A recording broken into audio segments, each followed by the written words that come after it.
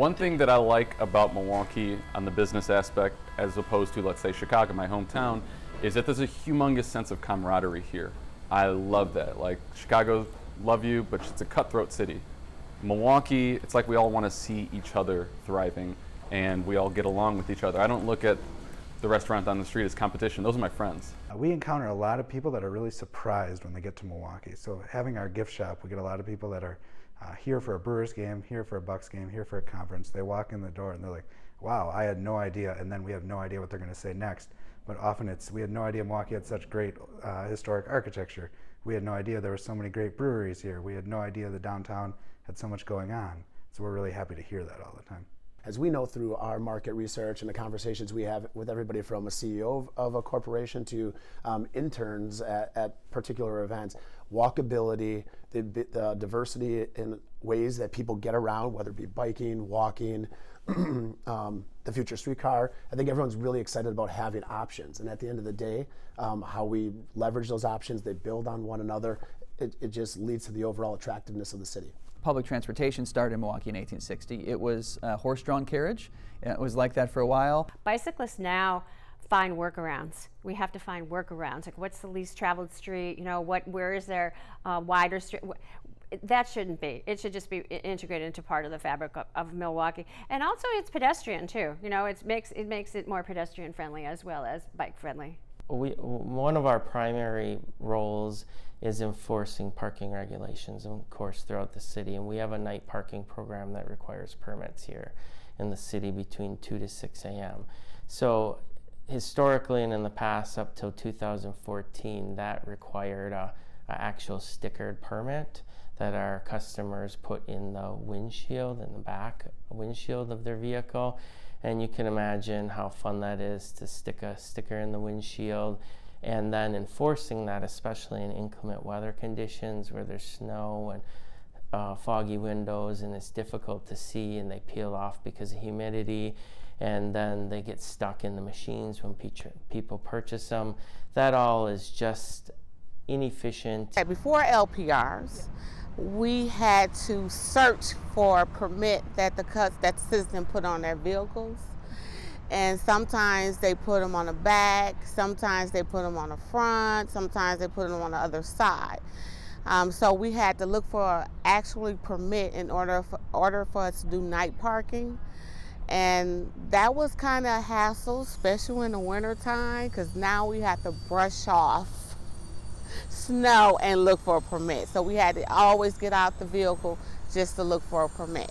Back when I started also, we were issuing citations using handheld ticket devices, but the ticket devices were operating on the 2G network. That was a slow system. It took a while to download parking rights for meters. There were a lot of spots in the city where there were so-called dead zones where we couldn't enforce properly. I started with the parking meter shop in 2016, and when I had began, there was 2 systems in place. There were multi-space parking systems where you'd get the number from the marker, you walk to the pay station. There was also the original parking meters, which is strictly coin, dime, nickel, quarter application. There's new direction of how things are in the industry. What I started to see is the focus of it's really all customer service. Making the ease of parking, making the ease of finding parking locations the ultimate goal for the citizens.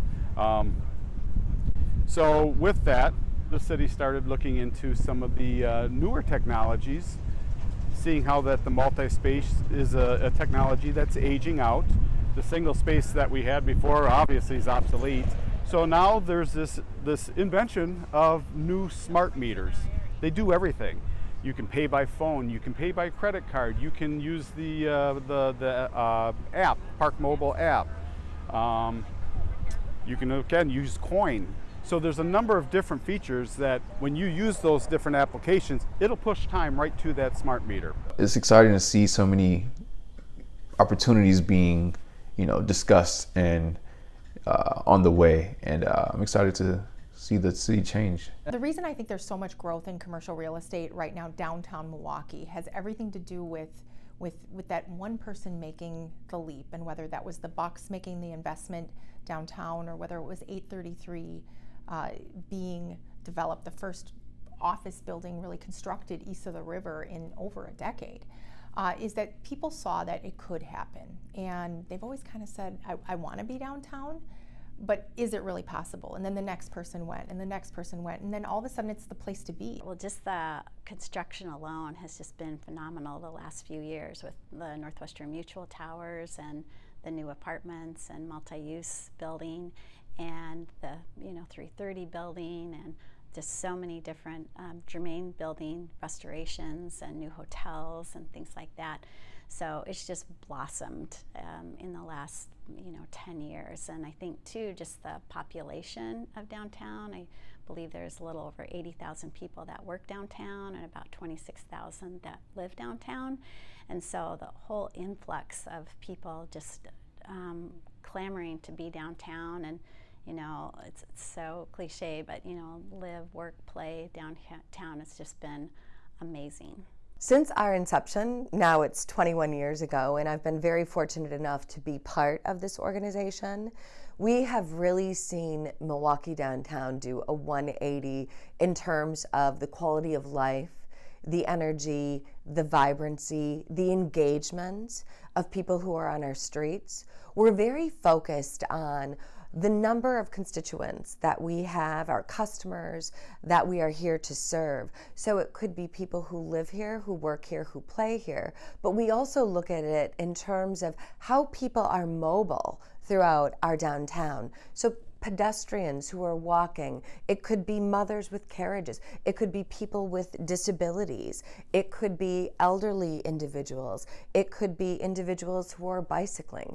And so it's really important for us to create a quality of life environment that really enhances the connectiveness and also enhances mobility for our customers who are in downtown Milwaukee. Bubbler has intentionally co-located 80% of our stations next to a bus stop, and that's for that first and last mile solution. We also introduced an integrated card that is your M card, and on one side, and then on the other side it's the Bubbler reader, so you can take a bike out, so it's called the Bustler. So there is a nod toward integrated transit, making it easy for users. Currently we're installing the new smart meters that are single space. We're going away from the multi-space. Some of the disadvantages to the multi-space are is the customer actually has to walk to the kiosk to get the payments, and a lot of times they believe that they have to put the marker, let's just say, in their window. That would be one advantage. And then some of the other advantages is if something does happen to a kiosk, the whole block is down. So the advantage of these is if a meter is down, it's only one meter. It might only affect 2 spaces. Milwaukee's come a long ways in the 15 years that I've been here. As you can see behind me, Kilbourne Avenue is going to become essentially a protected bike lane with dedicated streetcar down the middle. So it's really going to be a great change from what used to be a 4-lane, primarily auto thoroughfare, to really a pedestrian, bike and transit street. And it's really in the core of the city, and we're seeing that all over. Public Works in the city and the mayor's office have been promoting more bikeability, more pedestrian friendly, whether it's Bubbler to enhancements to MCTS with their transit app, to the streetcar investments. Milwaukee's really going a long way. So a lot of things are changing in Milwaukee when it comes to transit. The Milwaukee County Transit System, our biggest provider of rides, is really modernizing their service. They're going to paying by your phone. They have new fare cards, so you can just wand your card over when you get on the bus. There's real-time data, so you know exactly where the bus is and when it's going to get there.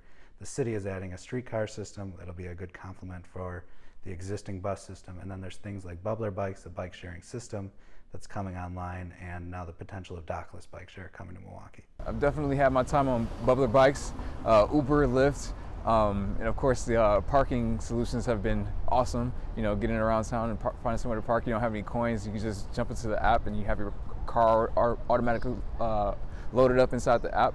So that's made it very easier for people to get around and find a place to park and access to different buildings and things to do downtown. We want to create the best scenario for options for people, not only for where they can park, but all the other options for how they can access it, if that be via walking or biking or whatever type of mode of transportation, public transportation, a streetcar or a bus. We just want people to know there are options. We want to provide access. We want to allow them all the opportunity to be part of all the wonderful things that are going on in our city. Obviously, working for a national firm, we see that trend throughout the country. Cities trying to be smarter about how moving people throughout their communities. Milwaukee is absolutely at the cusp of that process, whether they're making the parking more efficient and more technologically driven to looking at rideshare, mobility apps. Hopefully the streetcar will have an app as well to help users get around. But the city's definitely looking at technology to move it forward. I'm really excited about the momentum that we're building in downtown Milwaukee. When you see more smart city evolution and you see this philosophy around complete streets that really engages everybody and provides a safe place and a vibrant place for everybody who lives and works and plays in downtown Milwaukee, and the conversations that are going on, we have become a magnet for innovation and for technology. And as we can continue to compete for world talent, all of these investments are definitely going to have a strong ROI for us. So we love the collaboration that is happening with outside vendors, with our city departments, with our other community-based organizations, and with the business community. And we really believe that that momentum and that energy is really going to launch us into that next chapter where Milwaukee is going to be even more competitive than we are today. Again, I think long-term it's going to be a really phenomenal, we'll be kind of like 21st century city like Minneapolis and Seattle and Portland and Denver and things like that. And I think we need to put ourselves in that. As far as the city of Milwaukee, right, they're doing a lot of interesting things. I just saw the Complete Streets thing. If we can get people out of their cars and we can get people onto public transit or just public transportation, whether it's MCTS or Butler Bikes, rideshare, things that will lower congestion, make cities more livable, make cities more walkable. That benefits all of us. I live in this community, and it benefits MCTS. Latest technology is sort of the brains on the bike, where you don't need the stations. You have everything on the bike, and we will probably be looking at that next year. I'm imagining we'll get a few of those out in that next round that we're going to put out. I think for us, the next big thing is evolving with parking industry and the transportation industry to encourage mobility for customers. Down the road, trends will be where we could identify parking spaces for the parkers of the city. And they can go on and say, oh, there's a spot around the corner. But that's future technologies. This is the place to be right now. In 10 years, it's just going to be a dream and unimaginable. Call me a hopeless romantic, but I'm really hopeful for the future of Milwaukee. MKE United, I think, is a great example. I've only been here 8 years, but I've never seen a larger collection of people working across all boundaries, whether they be existential or whether they be geographic, working together for the future of this city. It's just a matter of time before people wake up and realize how much of a hidden gem, we've all been able to, experience.